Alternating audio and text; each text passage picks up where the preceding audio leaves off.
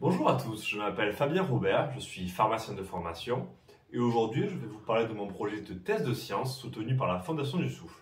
Ce projet est sous la direction du professeur Laurent Saval et du docteur Litu et il vise à la compréhension d'une pathologie, le syndrome hépatopulmonaire, et l'intérêt d'une protéine à l'intérieur, la protéine BMP9 et sa voie de signalisation.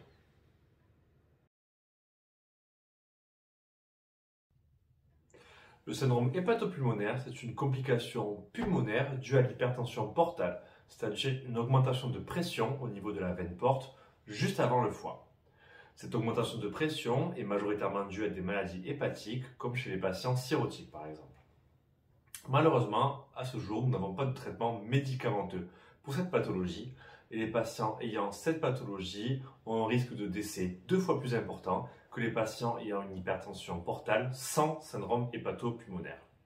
Au niveau de la physiologie, dans les poumons, on retrouve une dilatation des vaisseaux sanguins au niveau des capillaires, mais aussi la formation de shunts, c'est-à-dire de nouveaux vaisseaux qui vont court-circuiter les alvéoles pulmonaires.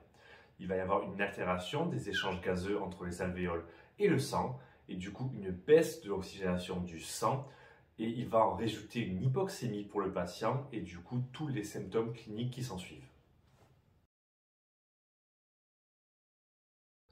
Le but de ce projet est d'améliorer la compréhension de la maladie pour améliorer la prise en charge de ces patients, du diagnostic au traitement.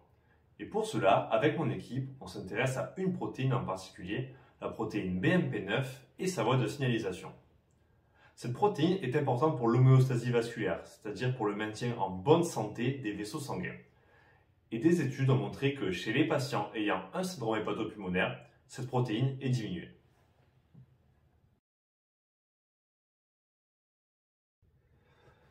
Du coup, dans ce projet, on va se servir d'échantillons de patients ayant un syndrome hépatopulmonaire, mais aussi de patients contrôle ayant une hypertension portale sans syndrome hépatopulmonaire. Pour réaliser ce projet, on va aussi se servir de modèles in vivo, chirurgicaux, pour mimer cette hypertension portale.